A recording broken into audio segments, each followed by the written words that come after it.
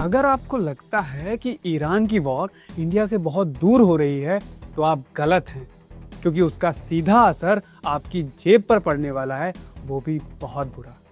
Hello everyone, my name is Aditya Shrivastava and you are watching the no cap. वैसे तो Iran versus Israel और US war का impact globally है, लेकिन हमें क्या नुकसान होने वाला है वो देखते हैं। पेट्रोल, डीजल, ट्रांसपोर्ट सब कुछ महंगा हो सकता है, लेकिन कैसे? तो इसका सबसे बड़ा रीजन है ऑयल। इंडिया अपना 80 to 85% ऑयल नीड्स इंपोर्ट करता है और मिडिल ईस्ट इसका सबसे बड़ा सोर्स है। वर्ल्ड का लगभग 20% ऑयल एक सी रूट से होकर गुजरता है, जिसे कहते हैं स्ट्रेट ऑफ हॉर्मुज। अगर ईरान इजराइल कॉन्फ्लिक्ट बढ़ गया और ये रूट भी डिस्टर्ब हो गया तो ऑयल सप्लाई भी डिस्टर्ब होगी, जो पिछले दिनों होती भी नजर आ रही है। ऑयल महंगा मतलब पेट्रोल महंगा, डीजल महंगा, ट्रांसपोर्ट महंगा, सब कुछ महंगा। और ऑयल प्राइसेस के बढ़ने का मतलब है कि उसका डायरेक्ट इम्पैक्ट इन्फ्लेशन होता है।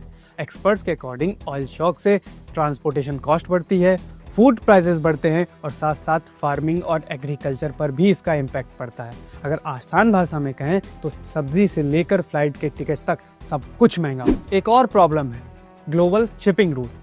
अगर ईरान इजराइल कॉन्फ्लिक्ट आगे बढ़ गया तो शिप्स को लॉन्गर रूट्स लेना पड़ेंगे फॉर द ट्रेड, और इसका रिजल्ट होगा कि एक्सपोर्ट की कॉस्ट लगभग 40 to 50% बढ़ सकती है। डिलीवरी टाइम भी एक्स्ट्रा लग सकता है और इसका इम्पैक्ट पड़ेगा इंडियन बिजनेस पर, इंटरनेशनल ट्रेड पर और कईयों की जॉब्स पर। और इसका सीधा असर हमारी इकोनॉमिक कंडीशन पर पड़ेगा।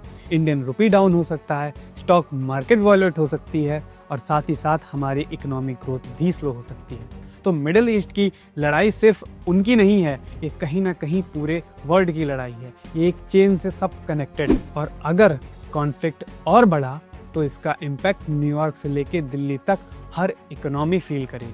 फिलहाल आपकी क्या राय है कमेंट सेक्शन में हमें ज़रूर बताएं, और वीडियो अच्छी लगी हो तो लाइक, शेयर एंड सब्सक्राइब करना ना भूलें हमारे चैनल द नो कैप को।